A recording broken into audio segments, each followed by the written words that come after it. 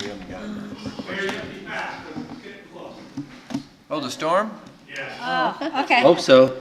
All right, well, it's 7 o'clock. So I'll call this meeting of the City Council of Casa Grande to order. I can find my script here. No, just kidding. First order of business is our invocation, and I don't think anybody from EAM is here tonight. I was expecting Mr. Odom, but I don't see him. So in his place, Mr. Herman, would you help us, and please remain standing for the pledge. Heavenly Father, we ask your blessings today on this meeting, and please guide us to have wisdom to make the decisions we're going to make tonight. And we also thank you for allowing us to be in this free country where we get to select our leaders and we get to have the democracy that we enjoy so well. Father, we ask also that you watch over all of our first responders that are out there in the state, in the nation, and in the world defending those freedoms. And a special blessing night on our neighbors and friends up in Flagstaff area and all those areas that are going through the forest fires right now. And we also ask that you send the rain and the monsoon season, please, so that it'll help with the fires. Not too soon. We will get some rain that was so desperately needed. All this we ask in your name. Amen. Amen. Amen. Please join me in the pledge. I Pledge allegiance to the flag of the United States of America and to the republic for which it stands, one nation, under God, indivisible, with liberty and justice for all. Thank you, Donna. Thank you, Matt. The roll call show that everyone is present. Regarding minutes, Mayor McFarland, I would move the approval of the City Council regular meeting minutes from July 8th, the City Council special meeting minutes from July 8th, and the Police Personnel Retirement Board minutes, and the Police Personnel Retirement Board minutes also would be accepted for the record, put on the record. Second.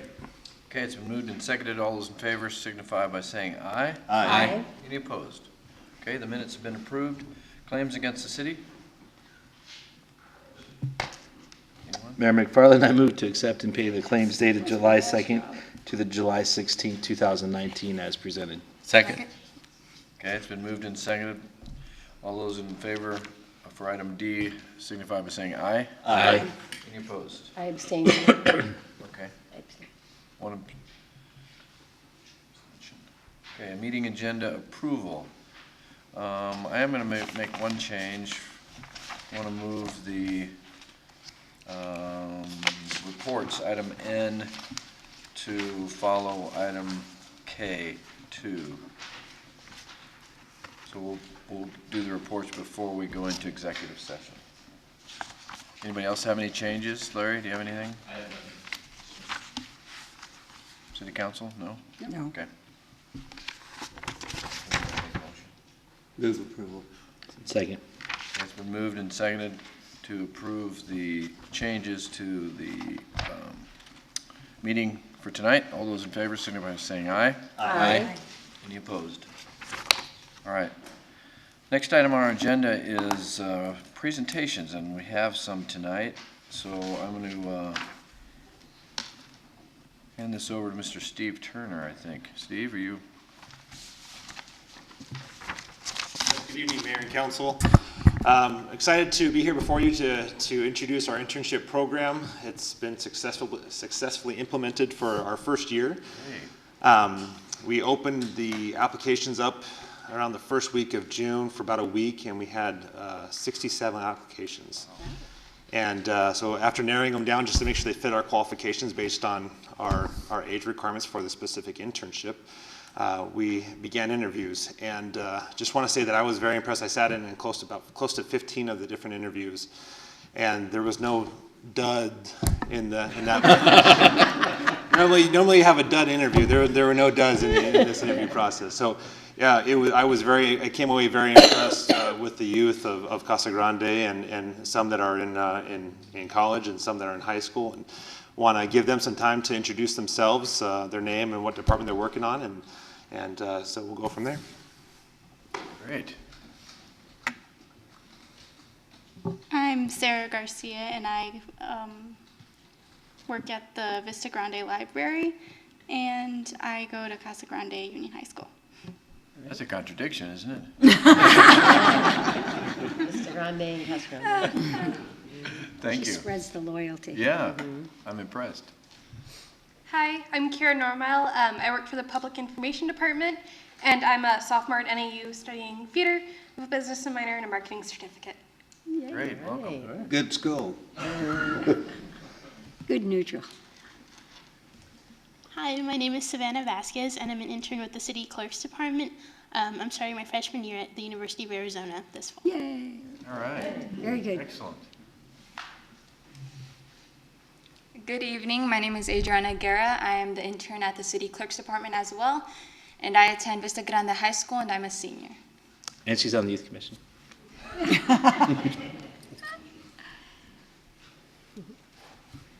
Good evening, my name is Brendan Cox. I'm working with the engineering department as their intern, and I'm going to CAC. It's going to be my first year at CAC, my second year in college, and I'm kind of undecided right now on what I'm going for, but the engineering department is actually helping me a lot, narrowing it down, opening my eyes to new opportunities that I could pursue in my future. And They have two overall- openings there too, so. That's the purpose of internships. Good, I know. Graduate now. My name is Benjamin Weaver. I'm in the Community Development Division and I'll be a junior at Mission Heights. Great. Right. Again, just real quick, the purpose of this internship is to really open the eyes to the youth of Casa Grande to the potential of local government service, and hopefully one day after they graduate, get their degree, that we can get them back and provide a certain level of service to this organization. You have to sign a contract with us. Yeah. And then the second part to that, as you remember, there was two parts of the internship. There was a high school internship program and there was a management internship program.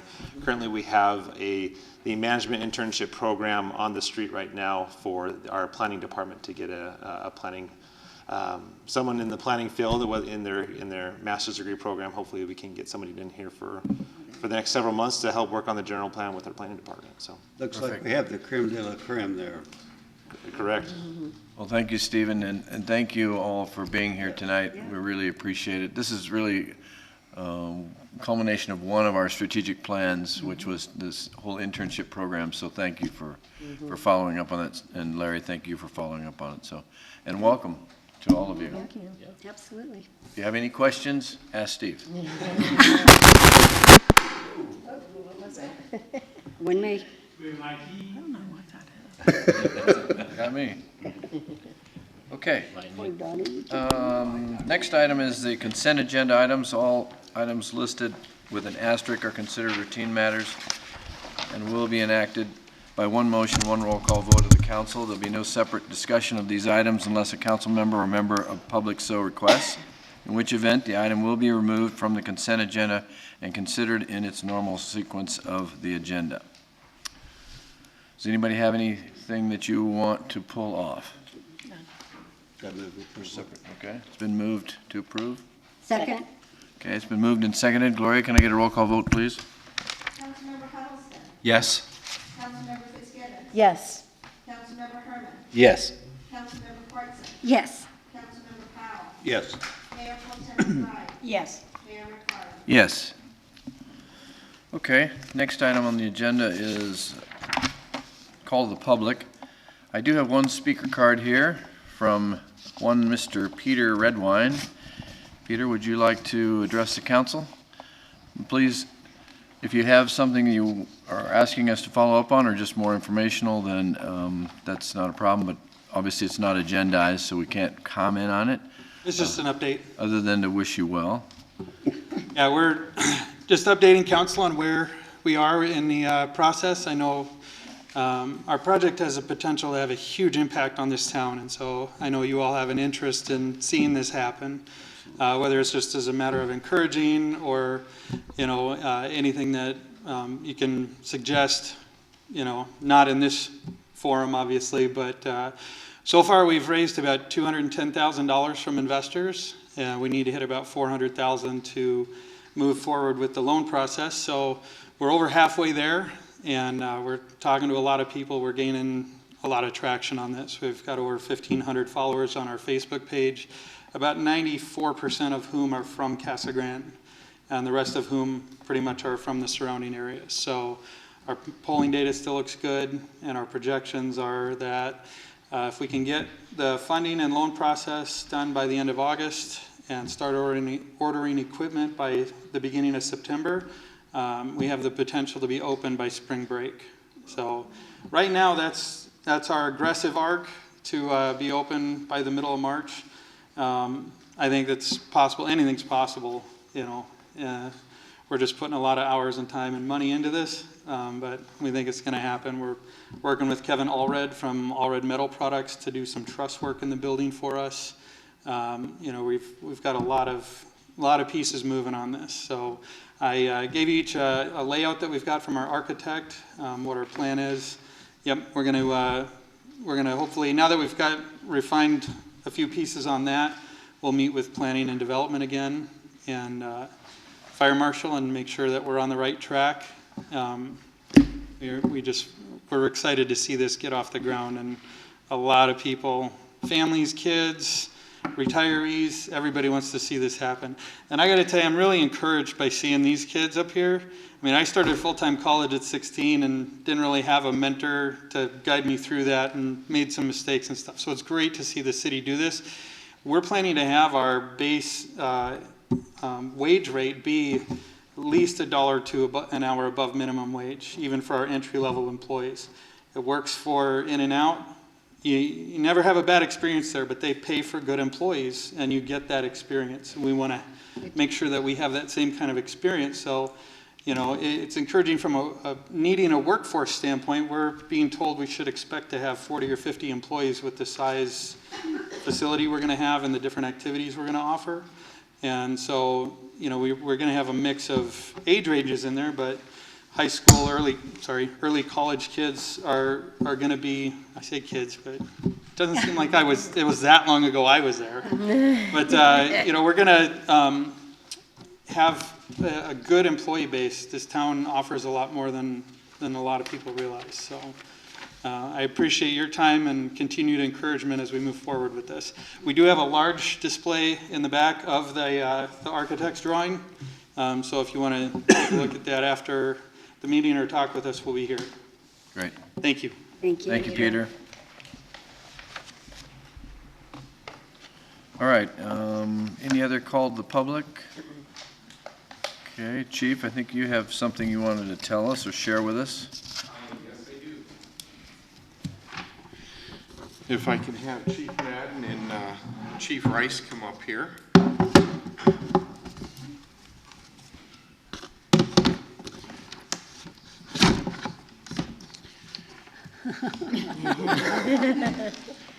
Mayor and council members, I would like to just take a few minutes to explain a little bit about the important achievement attained by Chief Kevin Madden and Fire Marshal Rice.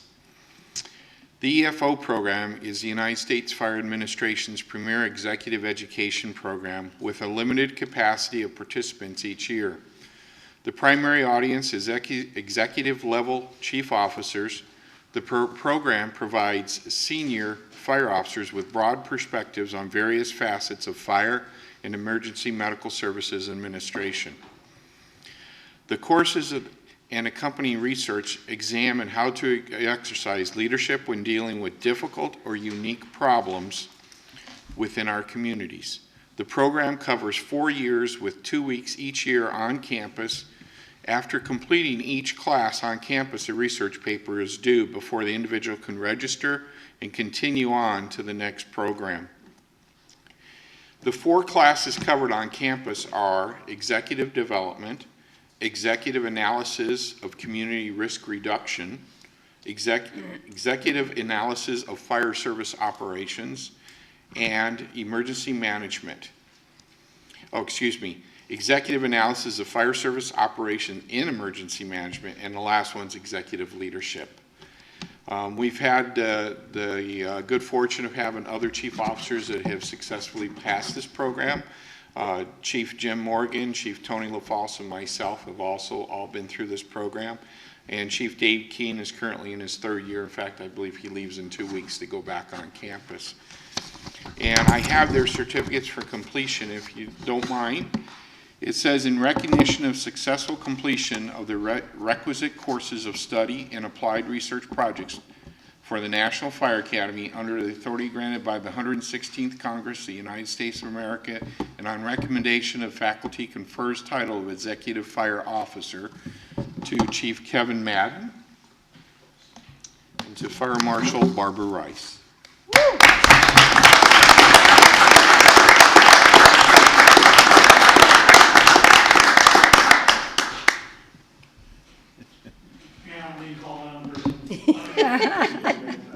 Your check's in the He's our mail. photographer.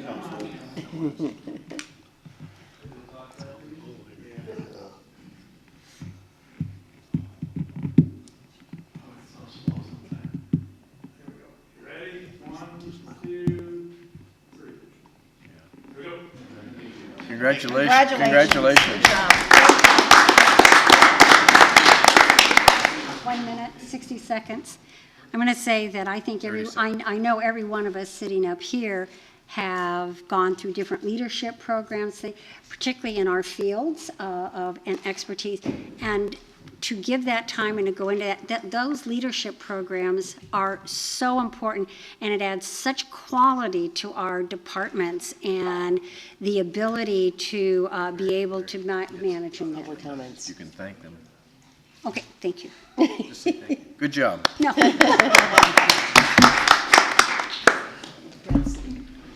Okay. I can't just. Sorry. All right, anybody else? Public comments? Okay, we'll see none, then I'm going to close the floor, and we'll start with item I, award of contracts, I-1.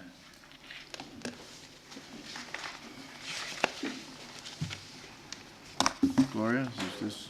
This item appears for a second reading.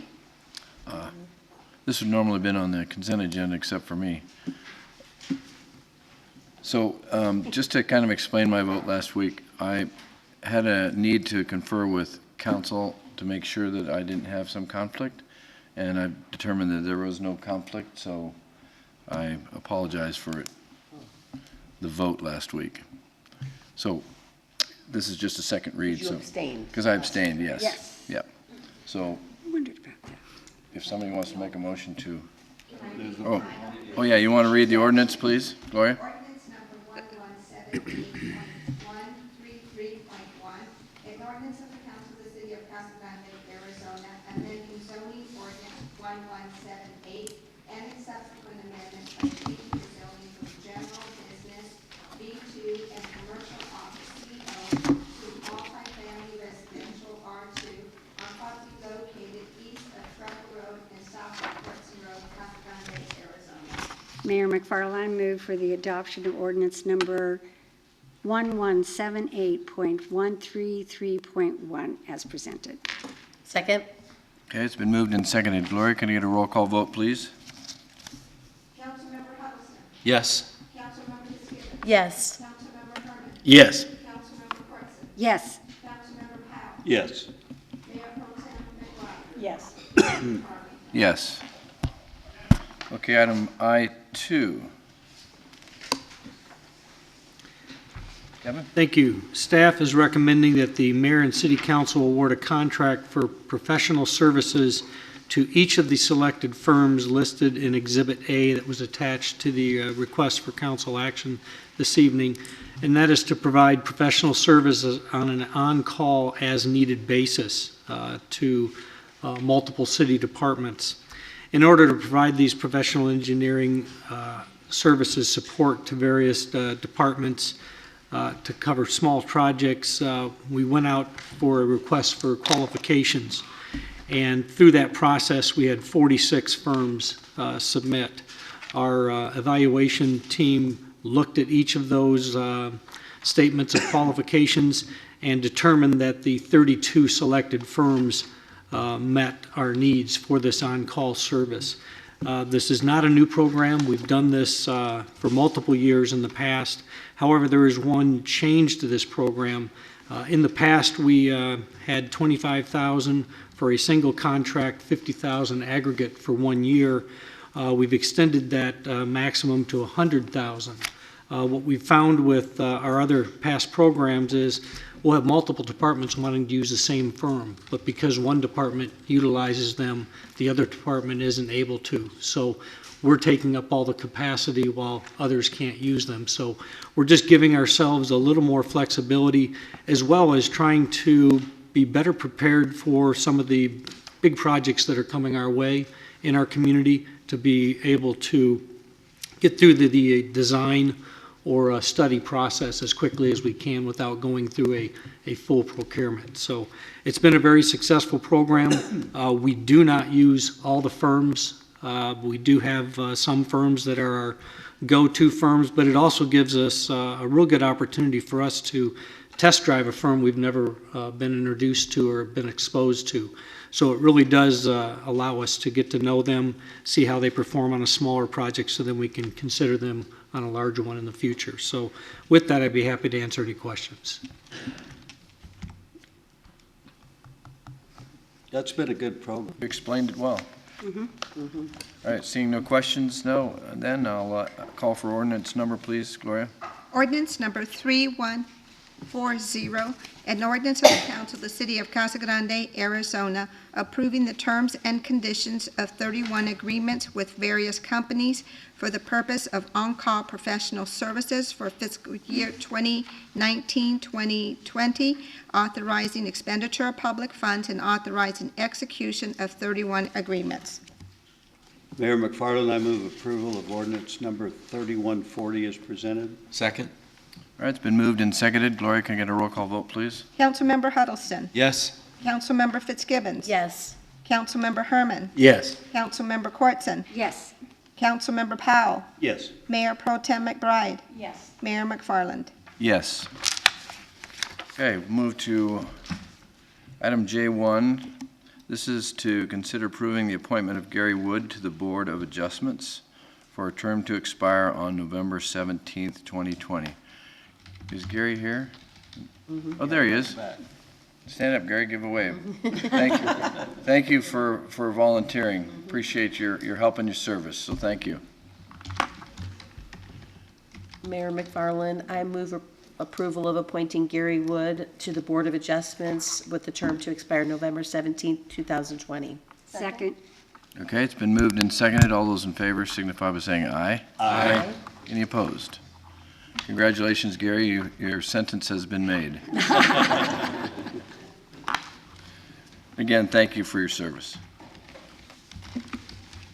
All right. Item K, K1.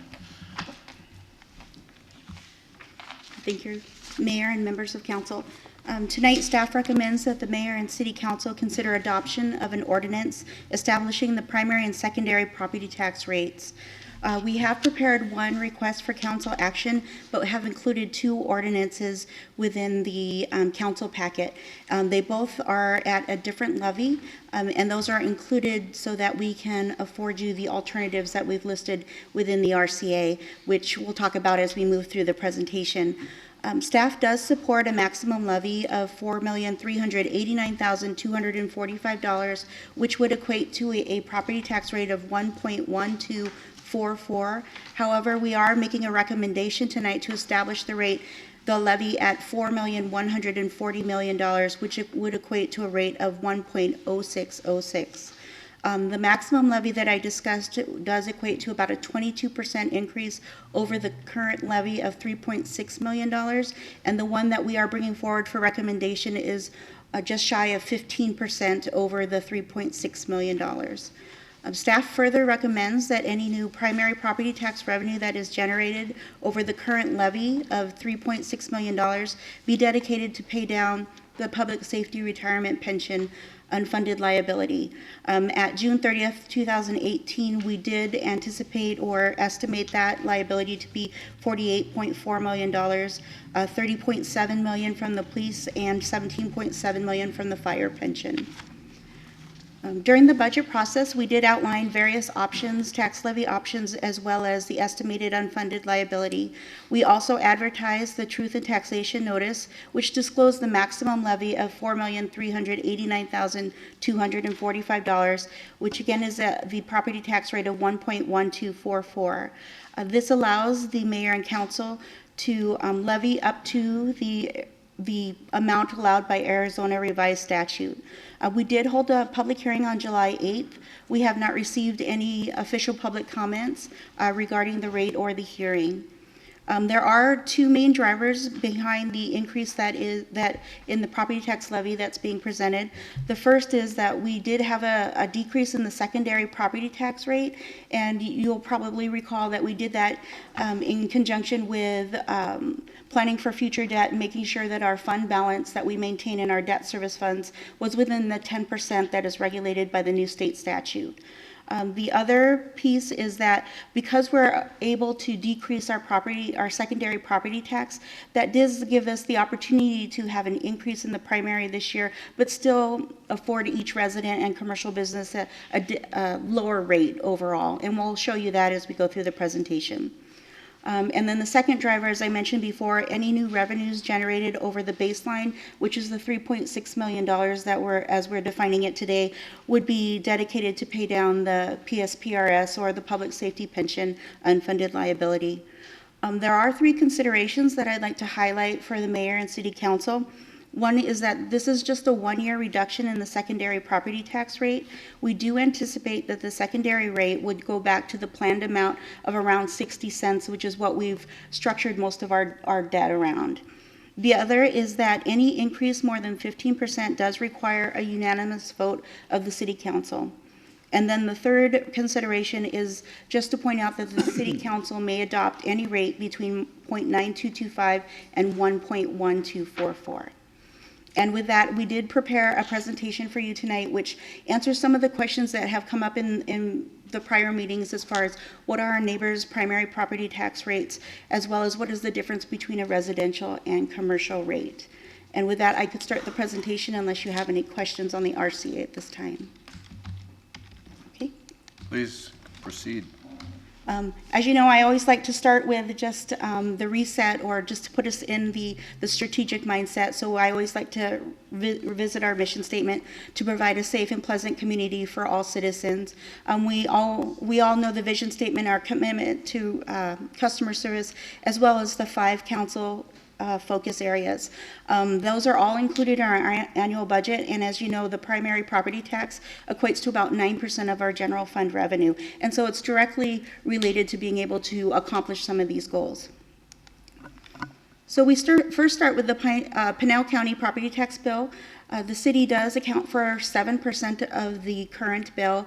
The school districts 38%, Pinal County 26%, Central Arizona College 16%, and all other taxing districts about 13%. Before we go into the more specific answers to the questions that were posed, I just want to review some of the terms that we'll be using because it gets a little bit cumbersome and a little bit detailed. So the first thing to note is that a tax authority is any legal body that's able to levy a property tax on land, improvements, or personal property. There are 140 taxing authorities within Pinal County. A legal class is assigned to each parcel for determining the assessed valuation for tax purposes. The legal class is defined by its use and also dictates a percentage factor for us to calculate the net assessed value that would be the basis for the property tax. The limited property value can never exceed the full cash value. It's derived one of two ways. First, if it's an existing parcel that does not go under significant modification, we pretty much base, or the assessors base that on last year, and then they're not allowed to increase your property value more than 5% a year. If the parcel has gone through modification or has a different use, then they use a ratio based on similar properties and similar uses. One thing to note is that the primary and secondary taxes for any taxing authority remain the same for all legal classes.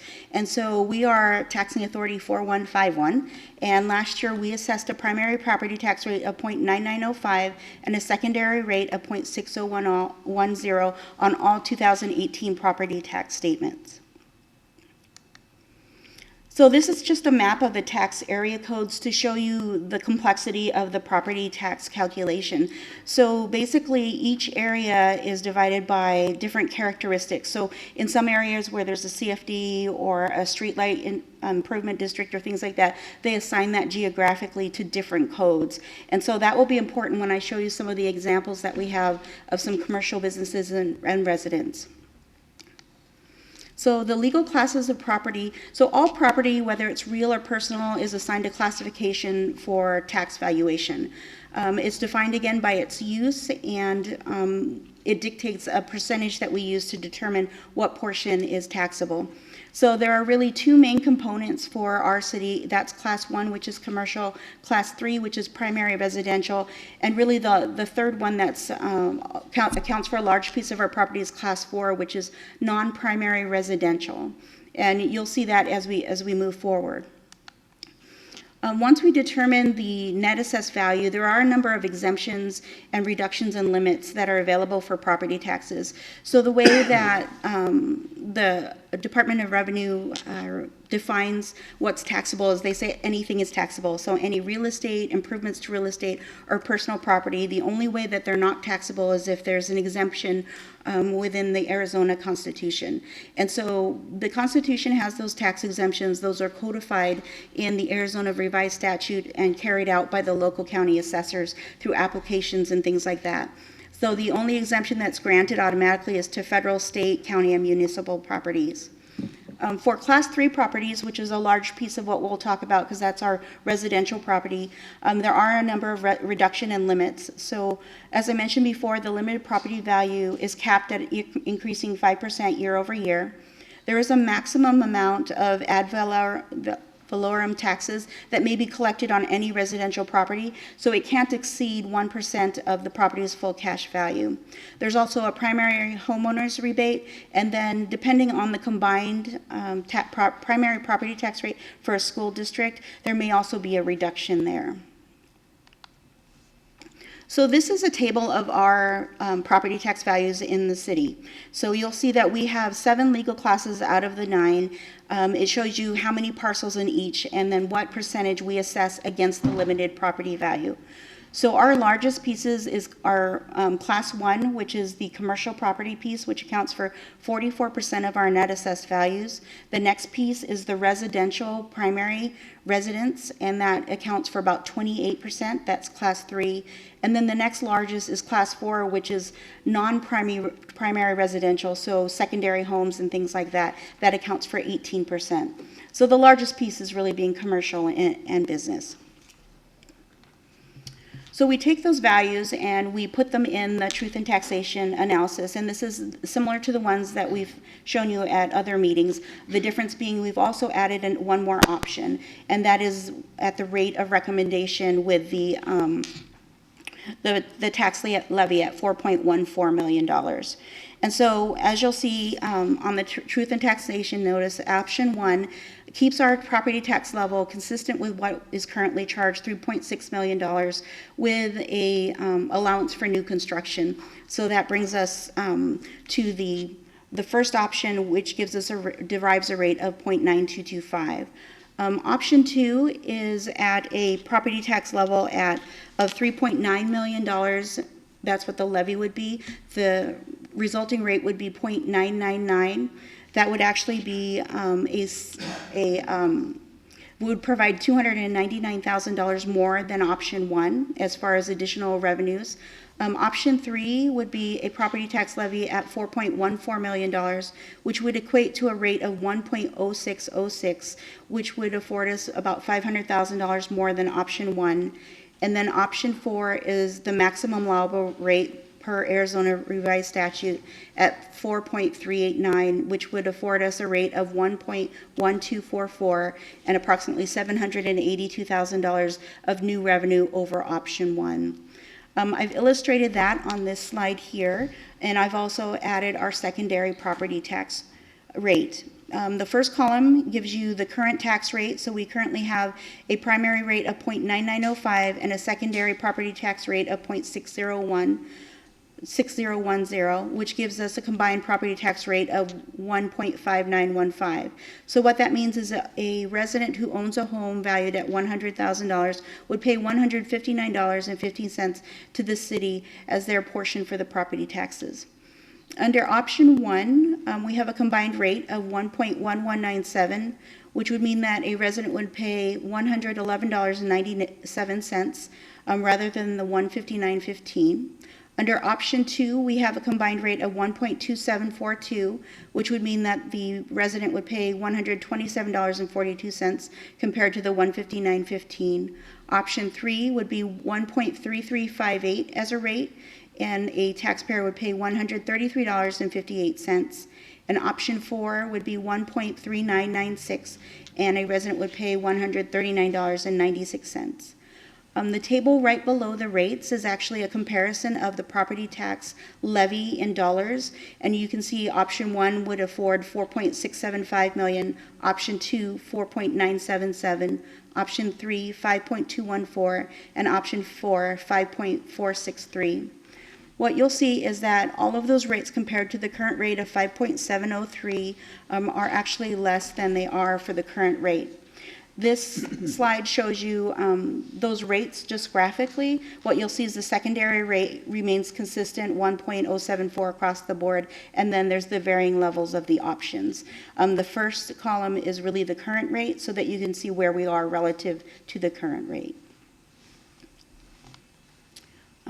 So one of the questions that we had was, what really is the difference between the residential versus the commercial? So we did a compare and contrast table for you. What this shows is that based on our most recent valuation, our limited property values in Class 3, which is residential, are $1.104 million. The commercial Class 1 property is $1.084, so fairly similar in property values in both of those classes. Where the big differences are really in the assessment ratio. What you'll see is in Class 3, we assess the property tax on 10% of the value, and on commercial it's 18%, and that's dictated by Arizona revised statutes. So that was what gives us the net assessed value, which is what we apply the primary and the secondary rate to. I've also, just for order of magnitude, listed the number of parcels within each class, so over 11,000 in the residential and almost 2,000 in the commercial. And then I just wanted to show you the differences between the features. The personal property is included in the commercial valuation, but not in the residential. So individuals and residents don't have to pay property tax on their personal property, but commercial does. And then primary homeowners rebate, that's available to the residential class, but not the commercial class. The 1% limit on the property's full cash value is only available to residential and not commercial. The limited property value, which can't exceed 5% year over year, is a limit for both classes of property. And then the reduction, should the school primary property tax rates exceed the threshold, is only available for residential and not for commercial. And so there's a lot of different components that kind of take place in the calculation for property tax.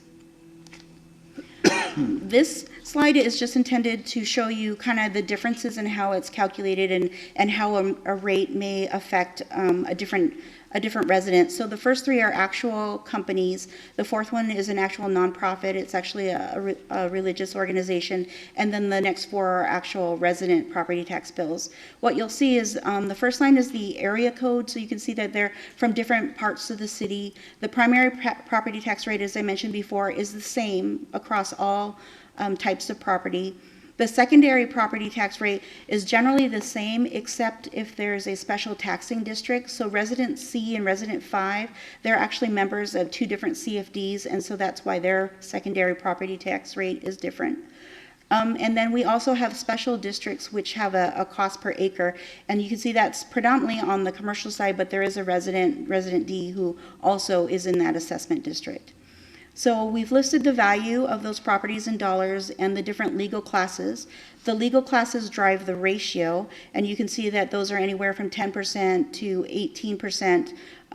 There's a 15% in there, and then you can see where there's a mixed legal class, they actually determine a mixed rate of what would be taxable. And then we apply any exemptions. The one thing to note there is that the nonprofit is fully exempt, so they don't pay property taxes. And then on the other ones, you can see the breakdown between the primary property tax, the secondary, any special district tax, and then you can see the reduction for the primary resident in resident A and B. You can see that there is not one in resident C and D, and that's because their legal class is 04, which means those aren't primary residents. Those are their second homes. And then it shows you the tax due. But that was just kind of to try to help illustrate, you know, how the property taxes influence each of the different property tax bills. This is to show you what the property tax rates are within our county. So what we show is that the three largest ones that you'll see there are actually the town of Superior, the town of Winkleman, and then the city of Maricopa.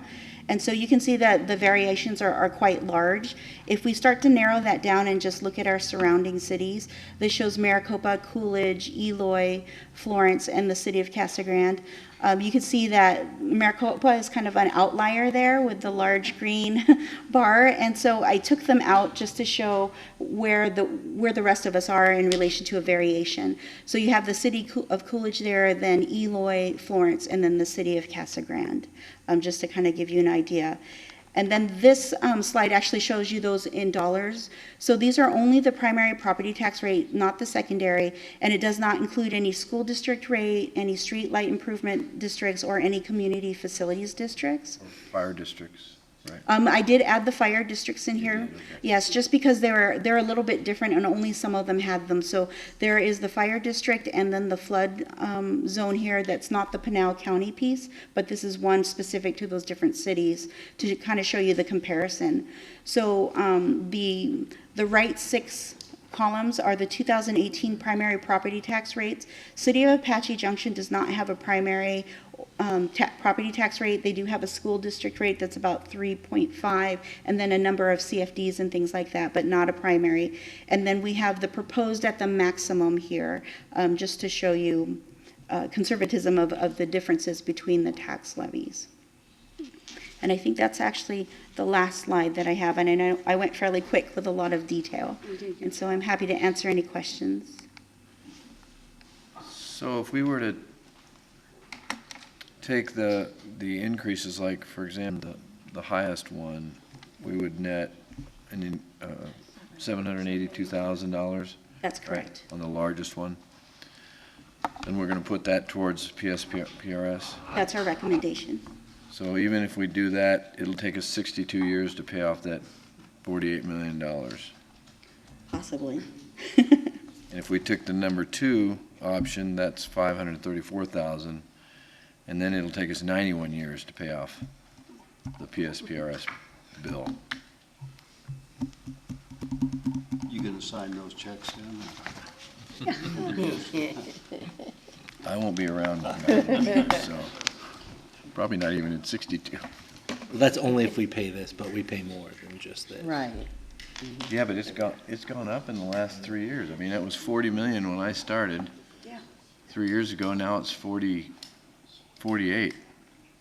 I'll start with a couple questions and comments. I may have more later after everyone else goes. Go ahead, Matt. As an aside, but I will start. The first thing, as last week I stated, we are bound by statutes, Arizona revised statute, to participate in the public safety retirement system. We do not manage it as a city, and we are stuck with what we have. And so it has been not managed the best, as you can see by the debt, and it changes every year. And we do prepay every year what we can to help that, and we always have seminars on this, and it's very common. And just this morning I was reading, I don't know if you guys read in the Republic, that the Utah City Councilwoman trying to get Phoenix to pay to pay down their $4.4 billion with all of their extra revenue by a proposition. So I mean, this is a nationwide problem. It's not just a Casa Grande, Arizona problem. And the only reason I would support any increase in the taxes if we put that extra towards that pension system, because we are saddled with that debt. We are obligated to pay it. We are obligated to our employees because that's the deal we made with them. It's not their fault. I mean, it's not our fault. It's just the pension system that we're obligated to pay. So we have to pay it one way or another. Sooner or later. Yes, sooner or later. And the longer we take to pay it, the more that debt's going to be by compounding interest. The one question I do have, and I don't know if Selena or Larry, but Larry sent the one of the most verbose emails I've gotten in a long time, but it was good. Thank you, Larry. You know, that's not a knock on it. I'm just like, man, you had a lot to say. So my big concern is I know we have to do this every year. Next year, the secondary rate's going to go up. So where would that put us at the primary rate? Because one thing we've always prided ourselves in Casa Grande being $1 on our primary tax rate. But with the secondary going down so much this year, you know, it'd be a lot less property tax rate to our citizens, no matter which option we pick. But next year, when that secondary rate is expected to go back up, then what does that look like for who's ever the council next year? Hopefully be, I mean, that's before the election, but we'll see, yeah. Mayor and council member Herman, I did tried to do a scenario analysis on that with the property tax values increasing year over year, and it's been kind of heading up to that 5%. There's a lot of valuation that we can use to offset that to calculate the primary property tax. And so I was being conservative. I was a little bit hesitant to throw any numbers out there, but I think that one of the things that we've always tried to focus on is keeping the consistent level of property tax. So I think that we can adjust the primary to account for the increase again in the secondary. And then we also are always looking at refunding opportunities to make sure that our debt profile and our debt payments match the rate and the strategy that we have going forward. So I know that's a non-answer answer, but it's difficult with the property tax rates and then also the new building and the construction. And so I feel pretty confident about it. Yeah. And so I'm confident. I just wasn't confident enough to give you an estimate. And Mr. Mayor, members of the council, if I can just build on that, and we've had a fair amount of discussions about trying to develop a future rate, and it's somewhat difficult because of the ever-changing environment that we're living in here in Casa Grande with some of the excitement. But I will say that what I want the council, the mayor and council to remember is that every year we have this same process that we have to go through. So you'll be able to evaluate this in a year from now. And if I can go back and address one point that Councilmember Herman brought up regarding the public safety pensions and the application of any revenue, any new revenue, you'll see that the ordinances were crafted that would ultimately designate any new revenue over the $3.601 million baseline towards the public safety retirement debt. So ultimately continuing to find a mechanism for this new revenue to pay towards debt. When was the last time the primary property tax was increased? Well, it's really not ever exceeded our goal of 0.999. Kind of going back into the analysis that we did in fiscal year 12, we had one at 0.9489. Most recently, last year, we did have one at 0.9905. And kind of to speak to the differences in the valuation. I see it here back to 2000 now. I'm sorry. That's okay. So we have the lowest property tax in the county. By far. Mm-hmm. By a long ways. Yes, of all the cities that assess. And just real quick, so the point I was making is that next year, the council will have the opportunity to adjust the tax rate as well to keep the total tax at a desirable level, so that this is not a long, it happens every year, just so people know that. Exactly. Thank you. And thank you. Bob, go ahead, I'm sorry. Yeah, I took a long time trying to understand this. There are so many moving parts in this, and I think I have a grasp on it now, and I think we're in a very seemingly unique situation that we're required to lower that secondary tax. And really, any of these options that we choose for this year, the homeowner's tax bill is going to go down, at least as far as for the city of Casa Grande. Tax so, rate. yeah. So our discussion is this tax rate, but even if we raise the primary, the homeowner's tax bill is still going to go down. So I feel very confident in this. I've looked at these options on here, And I'm reassured in one way in that we visit this every year. So if we feel like we've raised it too much, the rates, we can always correct that next year. And one other comment, I respect past councils for trying to keep a lid on the primary rate, but my personal view is that dollar limit is a glass ceiling. I think it sounds good, it looks good, but it really doesn't mean a whole lot. And I think it's inevitable that this council or the next one at some point is going to have to break that ceiling. And I think this is a good option and or a good opportunity to do that. My personal preference is option 4. We're still keeping the dollar amount at $139.96 for an owner of a $100,000 home. So they're not going to see any kind of an increase, and we have an opportunity to revisit that next year. My one concern is that it does, I believe, I was told that it does require a unanimous decision by the council. I don't know if we're there, but if we're not, I'm certainly good with option 3. I'm comfortable with that and think that's where we ought to go. Anybody else? Any other comments? Questions of Selena? Yes, Mr. Powell. Just one of the questions with the, it's a real problem, as Matt said, for every community in Arizona just about with public safety. And we can't wait 100 years to get it paid off.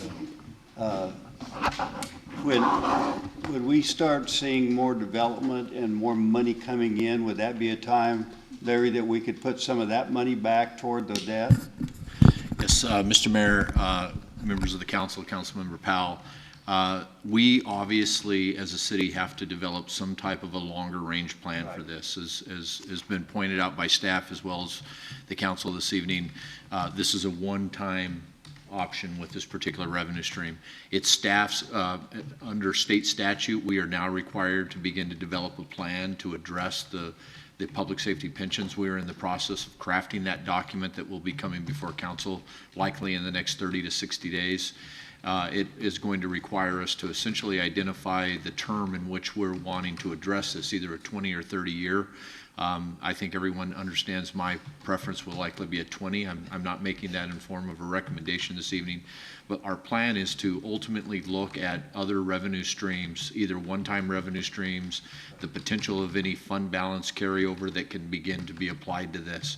As I've explained to several of you, as you've called me and discussed the issue of public safety pension and the unfunded liability, it's very difficult to put, it's somewhat like a mortgage in the fact that we have that debt, but it's unlike a mortgage in the sense that it's going to change every year depending on the participants that we have in our police and fire departments.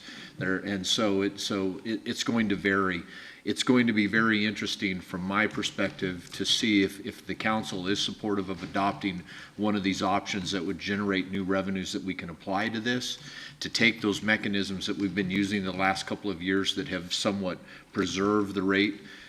We've seen a bit of a reduction in the fire department from the fire pension perspective this year, that it'll be interesting to see the impact that a new revenue stream will make on our upcoming rates and on that unfunded liability. So I think it's going to be an important year for us as we're developing that plan and developing some alternatives. So that was a long way of saying yes, Mr. Powell.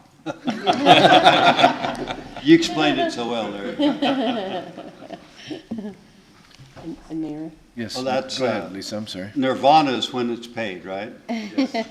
In 90 years. No. Yeah. And I'm going to agree with, with everyone saying here. Unfortunately, it's something that we have to tackle. And we've been just, like you said, Larry, kicking the can down the road. And it's something that we really have to address. It's not going away. And so when I looked at this, and I'm with you, Councilmember Huddleston, it's just, it can be overwhelming. We've been doing this for years, and we go to seminars every year.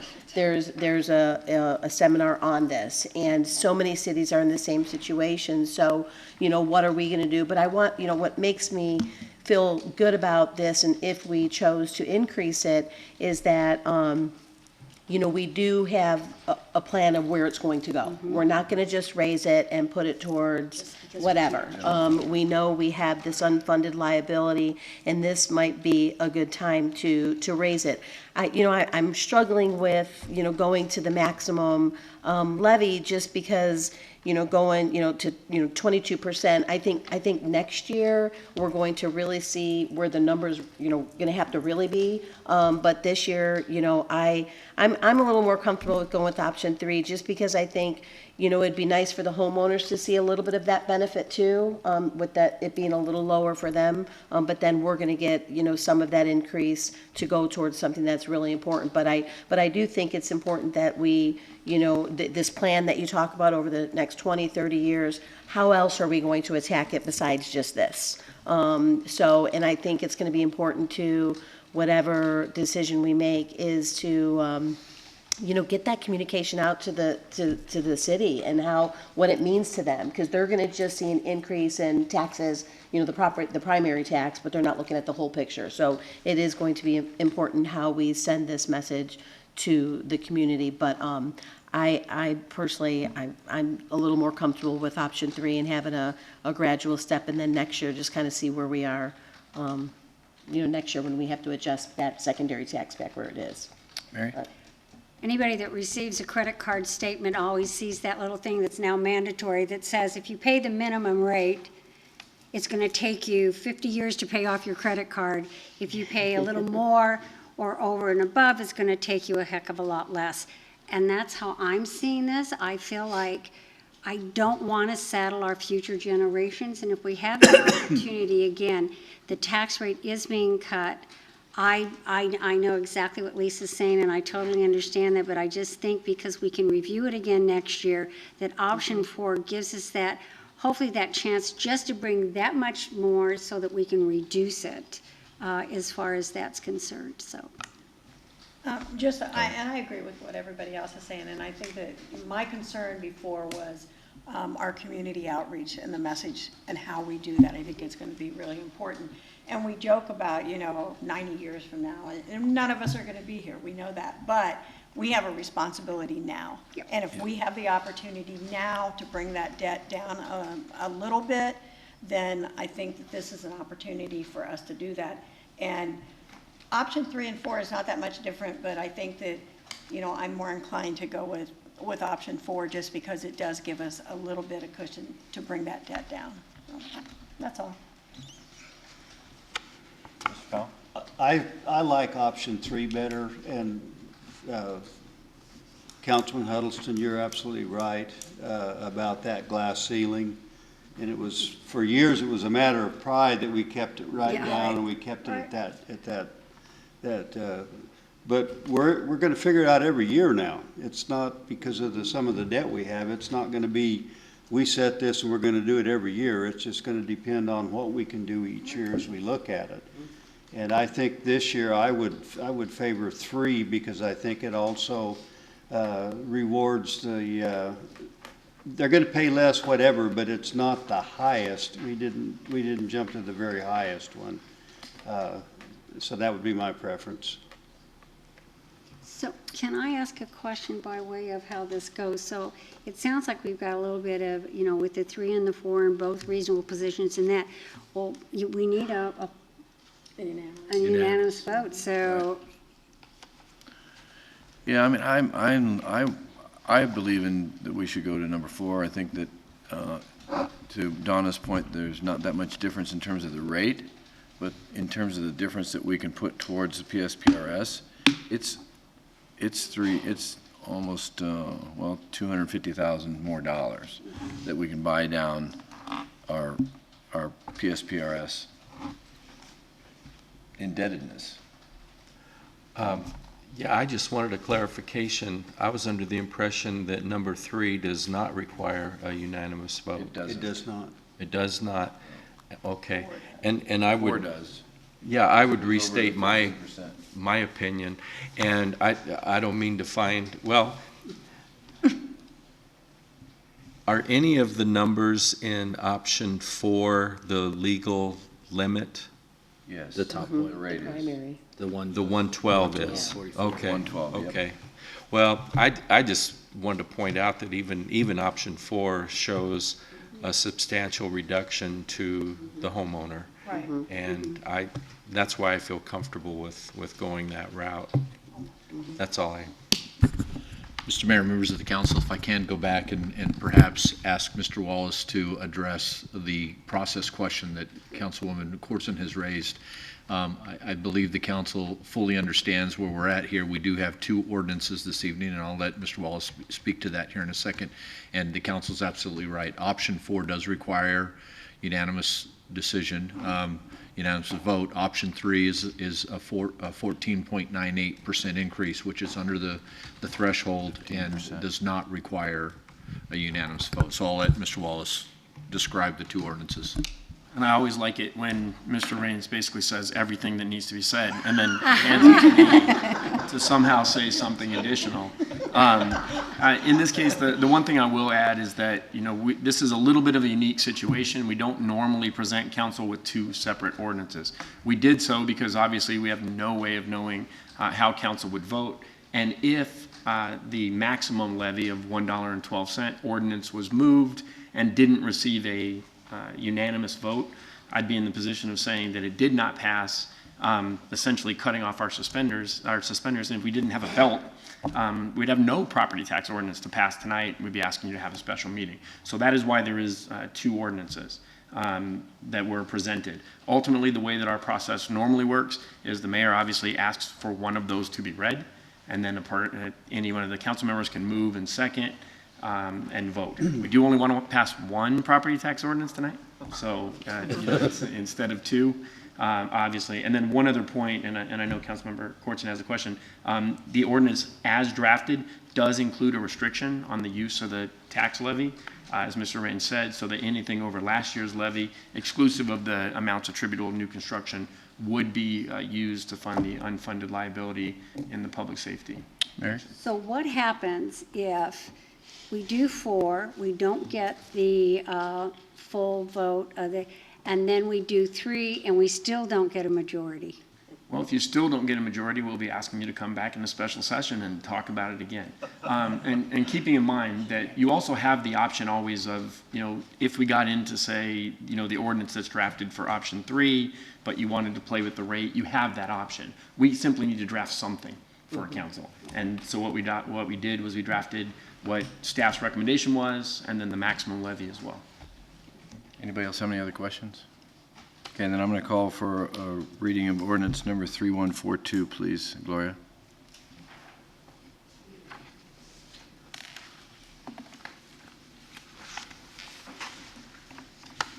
Ordinance number 3142, an ordinance of the council of the city of Casa Grande, Arizona, levying upon the assessed valuation of the property within the city of Casa Grande, subject to taxation, a certain sum upon each $100 of valuation sufficient to raise the amount estimated to be required in the annual budget, less the amount estimated to be received from fines, licenses, and other sources of revenue, providing funds for various bond redemptions for the purpose of paying interest upon bonded indebtedness, and providing a general fund for general municipal expenses, and restricting a use of portion of the funds for all of the fiscal year ending the 30th day of June 2020.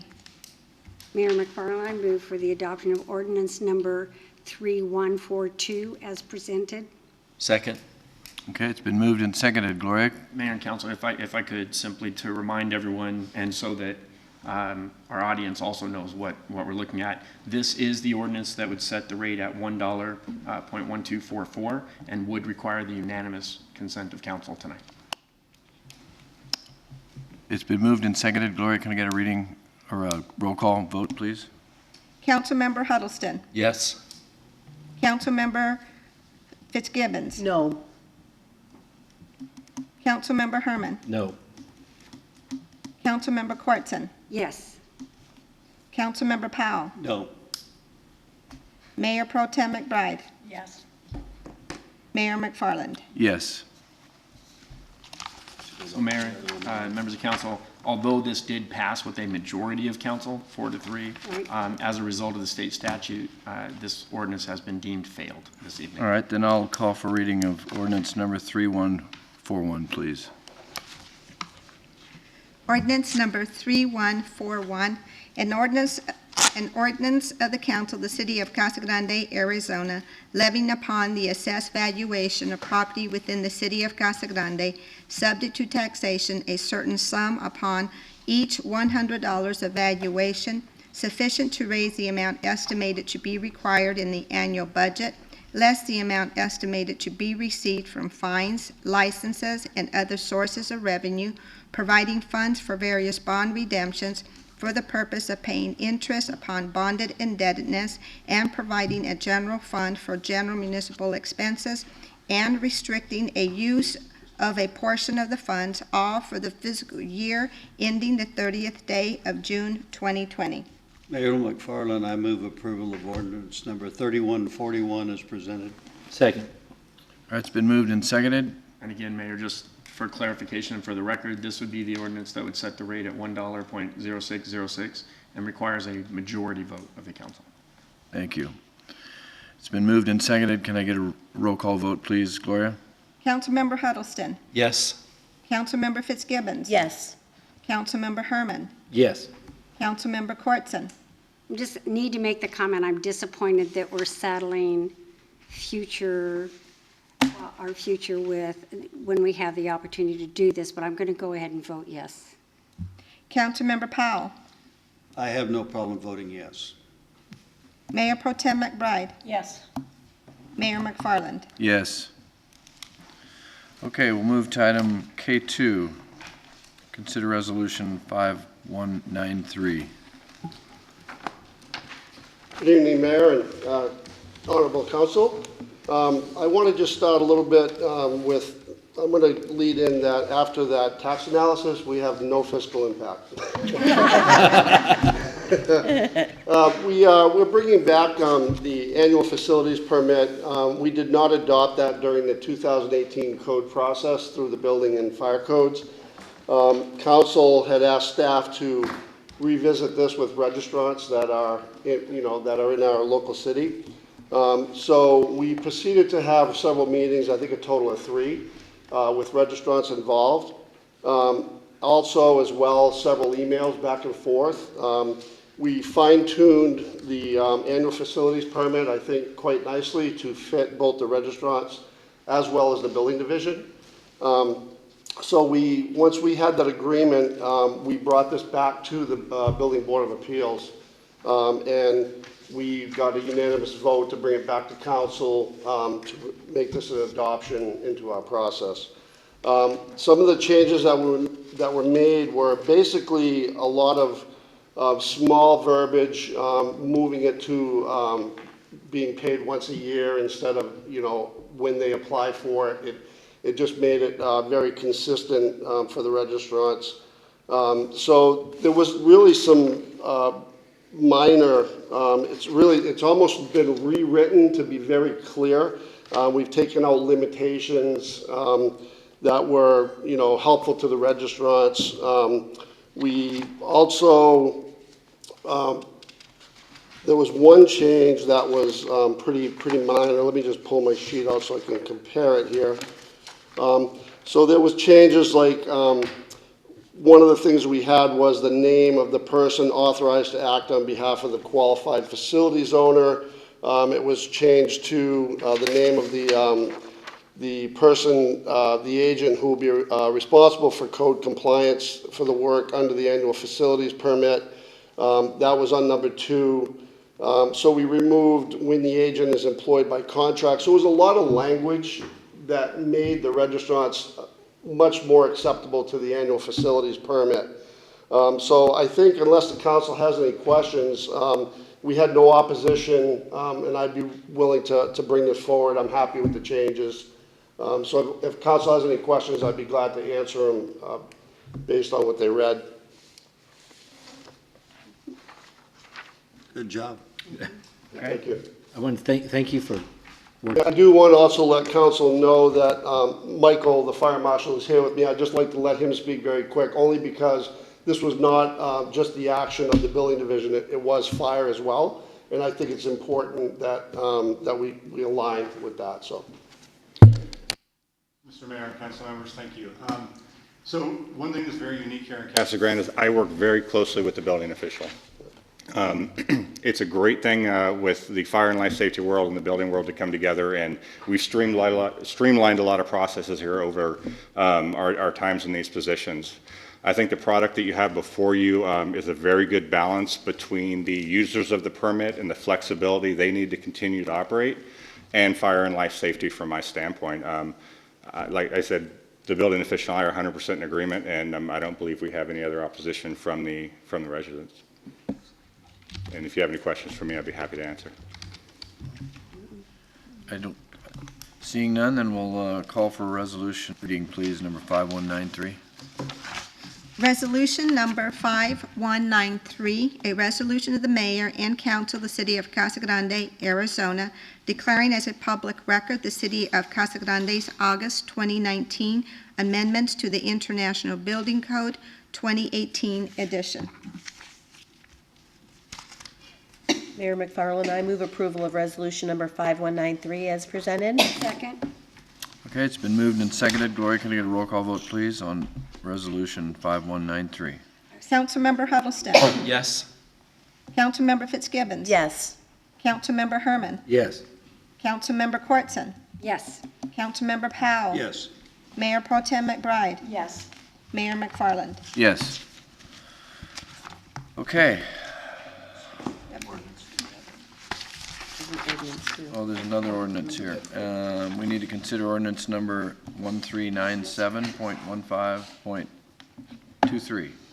Ordinance number 1397.15.23, an ordinance of the city of Casa Grande, Arizona, amending section 15.08.010 of the city of Casa Grande Municipal Code concerning the International Building Code and establishing an effective date. Mayor McFarland, I move approval of ordinance number 1397.15.23 as presented. All right, it's been moved and seconded. This is just establishing the effective date in terms of this ordinance. And also, Your Honorable Mayor, because it was removed from the IBC, it was included with the IBC, and we adopted the 2018 IBC. The Chapter 36 was an amendment to it. It was taken out. So this is basically stating that we're putting it back into the 2018 IBC. Okay. All right, thank you. And can I get a roll call vote, please, Gloria? Councilmember Huddleston. Yes. Councilmember Fitzgibbons. Yes. Councilmember Herman. Yes. Councilmember Quartson. Yes. Councilmember Powell. Yes. Mayor Pro Tem McBride. Yes. Mayor McFarland. Yes. All right, that brings us to reports. So I'm going to start over here with you, Mr. Huddleston, if you want to start. I'll be real quick. No report this meeting. I like it. Matt? I just want to say that I talked to someone I hadn't talked to in a while today. Loved the rec center, location, everything, and they were just so happy about it. So I'm so proud of that piece of our community. And I want to thank the mayor and I usually agree on most things, but one thing we don't agree on is how to say Casa Grande. And I'm glad the news got involved from both Tucson and Phoenix, and as someone who's lived here longer than you, Mayor, Casa Grande. That was The good. dispute will rage on. Yes, it will. Mr. Powell? Well, I had a pretty good experience after I passed out those sheets last meeting about harvesting floodwater. We went up the Pinal County Natural Resource Conservation District, which is in the town, and these districts are all around the state of Arizona. They go back to the soil conservation when, after the Dust Bowl, it took all of, so it's taking care and looking at natural resources and trying to apply conservation to it.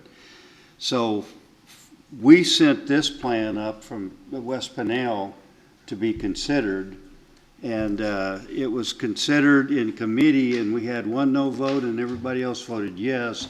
And then in the general session, it was adopted completely unanimously. What's getting a lot of people concerned is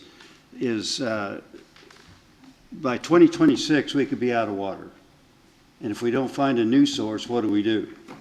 And some of the Native Americans that were there realized the same thing. They have rights to the water, but if there's no water, the rights aren't worth anything. So trying to look for a new source of water, this was being sent back then to the national headquarters to go on record. And we had a special meeting with O'Halloran Sunday. I did. And then we had a work session today with, in the augmentation group with O'Halloran about it. And the problem is the drought contingency plan, a lot of people think somehow fixed it. And it did not fix it whatsoever. It basically, the Bureau of Reclamation said when they started to present that, there's nothing in this that will keep us from running out of water.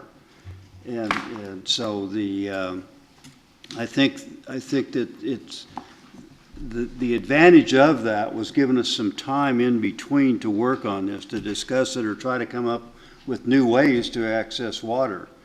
And O'Halloran for one, and I think any of us that have been paying close attention don't think that Arizona's doing a very good job of trying to prioritize this and get new data in to figure out what to do. And as they say, if we run out in 2026, which it could be kicked back a year because we had an anomaly last winter, had a lot of rain. But if it got kicked back, as they say, if the river doesn't run, there's no water for anybody. And so that's kind of what we're looking at right now. And Denver, Colorado, which I think I mentioned before, has gone out and harvesting Missouri River flood for their part. But we're going to basically try to get all of the 7 basin states to come together with this, because it just like is mentioned in this is if when the Revolutionary War, if we'd had each of the states fight its own battle, we'd be under British rule. But when you get together, it isn't, and there's 7 states, and every one of them need water. And the good thing is that there's really an offset. The Mississippi River had $19 billion worth of damage this year, and it was horrendous. And O'Halloran, looking at that, the piping that you would have to do to go from Illinois, or actually from Iowa over to the Green River, would be a federal project. It would be in federal right-of-way, and it would be a federal project, not one for us. But once you got that going, it would really help them, because that flood damage, when it overflows the levees and protections they have, you saw all the pictures of houses, roofs out there underwater. So anyway, that was exciting for me, and just to see us put some effort into that, and I've got some different senators to see this coming week, but it's so far it's looking pretty good, and I think that the idea coming out of the Casa Grande area from the district we have here, the West Pinell district, is a good thing, because it kind of, Pinell County is the worst challenged of any county in Arizona when it comes to water right now. And if they say you have plenty of water, then why are we fallowing 40% of the farmland here before very long? And that's going to affect our economy very drastically. So I'll quit talking and turn it over to someone else. Donna? Well, just a couple things. We had the mayor's meeting, meet and greet last week, and we had some good turnout on that. I just want to I was not here and didn't get a chance to congratulate Chief Miller on his big award. That was awesome. And then we have 2 new police officers, so that was nice to come back from vacation to hear about. So that's all I have. Mary? Spent the last 2 weeks recuperating from foot injury, and other than that, I'm glad to see the street parking ordinance get passed. That's been if I talk to any, that's probably the number one topic I get when I meet up with people is, you know, I've got this vehicle parking there, I see this and whatever, so I'm glad to see that. Glad to see our interns. I like seeing the face on these interns. These are so important, and I'm sure you're understanding how important it is on the internships. And again, this was something that we all focused on when we were working on our 5-year plan and that, and so I really appreciate the time and effort that you all are putting into it. Thank you. Lisa? Just wanted to, for those of you that haven't been to the Car McNatt Park, we did a tour on the progress of the park, and for you young people that are here, I hope you really get over there to off of McMurray, over by the pool area. There's a lot going on, and I'm just so excited about that. I think, you know, what's great about that, you know, area and that park is, you know, I think why we're so different than some of the other communities is our parks are really spread out. Our facilities are spread throughout the community. And this is going to be just a great improvement for, you know, this area of town, but of course it's going to bring hopefully a lot of people. But I was just impressed with, you know, the increase in field space, the parking is increased, the lighting is great, you know, walking paths. There's, you know, the verandas with the picnic tables, a lot of seating areas. So I wish it was there when my kids were little, but hopefully grandkids someday. But I was just really impressed. And Steve, I mean, you and the staff have done a great job. So I'm really glad we did that because it's so different when you're there on site than when you're driving by. So I'm really glad. It was a little warm, you know, but we did the quick tour. You know, I know Mary talked a little bit about leadership classes. We have the Hispanic Leadership Institute is recruiting. We're going into our 14th year. You have to be 18 and above to participate. It's a 10-week course that's out at Central Arizona College. So if anyone's interested or knows anyone, you can get with me or go to valledelsol.com, and we're recruiting for our upcoming class that starts September 25th. Are those evening or daytime They're classes? evening classes. 6 to 9 p.m. on Wednesday nights. Yeah. The Homeless Coalition, there's, as you know, there's, you know, issues with hydration, and so they're doing a big water drive. So if anyone wants to donate water to United Way, they'll accept it at any time, or you can call them and they'll pick it up, because they have pickup points throughout the city to give to people that need, yeah. And then the LDS Church granted the Resource Center $5,000 towards clothing and home goods. And so if anyone knows of anyone in need, you know, the Resource Center has these funds to help, you know, with back to school or people that are getting into homes and need stuff. But we really appreciate everything that the LDS Church has done for the Homeless Coalition. So, and then just kind of a follow-up with our interns, you know, we're excited to see this. I know that's what started when I was in college. I got my first internship, and I really hope that you build on this. And, you know, this is something, it's an experience that you're going to get out of it what you put into it. And so really try to, you know, ask questions and reach out to people. And once you put that on your resume, you're going to see that the door opens, you know, for a lot more opportunities. So I'm really excited. I know I've been on Larry for a couple of years now on this, so I'm really excited that we have it moving. I really hope more departments participate next year. So thank you. Great, yeah, and welcome to you guys. This will probably be the last council meeting you'll ever go to again because you're so bored out of your mind. But they stayed. I know. They did. I'm impressed. I don't know if anybody's seen it yet, but the Casa Grande Neon Sign Park sign is up on the marquee. That was awesome to come home to. Yeah, so it's very clever, neon sign park, if you didn't catch Now it. that's exciting. That's Yeah, great. so that's really really great. In fact, on your way home, maybe it'll be on when you drive by. Also, just an update on building permits. We We are up 433% building permits year-to-date, 352 compared to 62 last year. So big change. Had another good month in June, actually, with another 53 permits, so it's ticked back up a little bit. Yeah, good stuff. And then just to give an update on the memberships at the Community Rec Center, because one of our goals was that we wanted this to be more family-oriented. And so I asked the other day what the makeup was of the memberships. And 84% of all the memberships are family memberships. Nice. So we've kind of hit that objective. I think that was something that we kind of toiled over back during the process.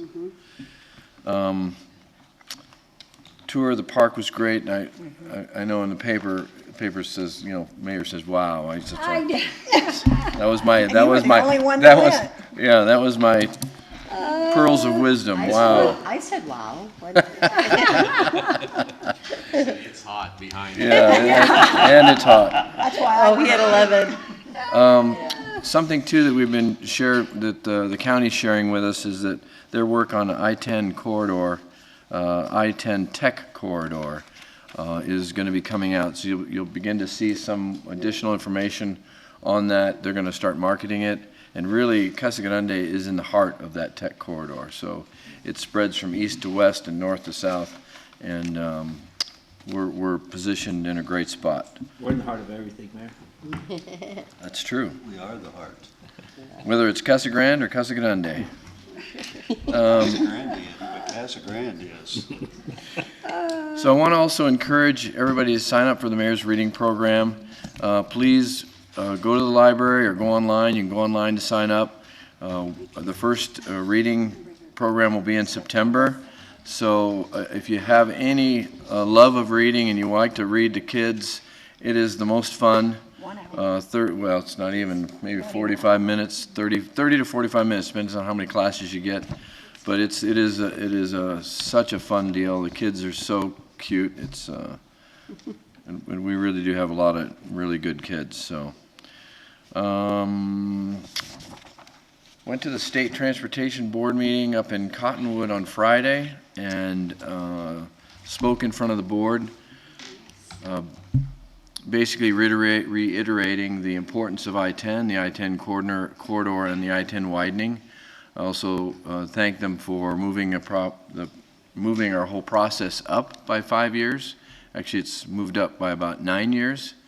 So they just hired a consultant. That consultant now will begin to work with the tribe and local communities on what's needed for the I-10 widening between Casa Grande and Phoenix. In addition, I also thank them for our new Casa Grande signs, since the director was there.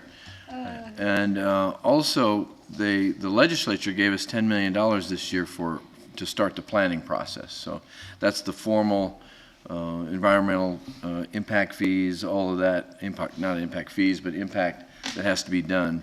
And literally, it's a $10 million price tag to get that done.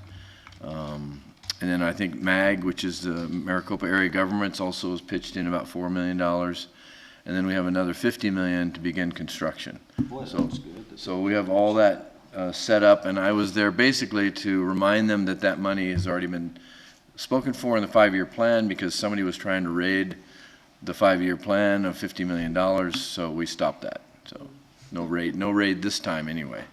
So, yeah. Mayor of Casa Grande, stop that. Yes. Thanks, Dick. And then tomorrow morning, I'm going to be at the Achieve 60 for Pinal County up at the community college. If anybody is going, it's at 9 o'clock. But I'll be there. And then we have a groundbreaking next week for the new Best Western coming to town. It's going to be right next to Palm Creek. So that'll happen on next Monday at 9 o'clock if you're interested in being there. And that's probably all I have. Oh, Lucid. Lucid? Well, Lucid is, we're breaking ground, moving ground, not breaking ground. Moving. We're moving dirt. They are. We're moving dirt. I have to phrase that properly. We're moving dirt, so that's exciting. They plan to move into their office here in town August 1st. So that's moving forward. I know actually people who are moving here to Arizona and will be working out of that office, so it's happening. So I'm excited. I hope everybody else is excited because it really does. It's going to be a big deal. Also, there is a request for information out there on some of our properties the city owns on the south side, the Life on Main. If you're interested, there's an RFI, which is a request for information that's available online, and it is basically there's property across from St. Anthony's, which is platted. How many? What's acreage on that? 1.5 to 1.2? Yeah, 1.5. 1.5 acres, but it's already platted. So we're looking for people who are interested in doing something with that. Even the south side and the Life on Main properties, which includes. When does that due, Larry? Well, Mr. Mayor, if I can, that will be an item that the mayor and council will consider at a future agenda item, so we may want to. Oh. Be careful about The that. discussion on, but it's getting ready to hit the street. I'm so glad it was him this time. Hey, it's public information here. Not on the agenda. Yeah, but I'm just letting people know it's out there. Okay. One more question before we adjourn. Yes, Mr. Powell. Do we have any idea exactly where I-11's going to go or how it would affect? I'm getting calls from people that live around Casa Grande wondering how it might go through their property or whatever. It's available online. Right, and we can send out a link. Is it a final one? No. Oh, It's not. so we really don't have one. Okay. I can get you information. Okay. All right. Take care of me. Okay. Mayor Casa Grande. Anybody else? Any other comments? Okay, then we're gonna So move. go into executive session? Do it, Mary. I did, I just said so moved. I move that we go into executive session. Moved and seconded. All those in favor signify by saying aye. Aye. Any opposed? Okay, we'll recess for 5 minutes. Yeah. I'm not gonna say anything about my prayer in the rain. Matt, I replied, I called that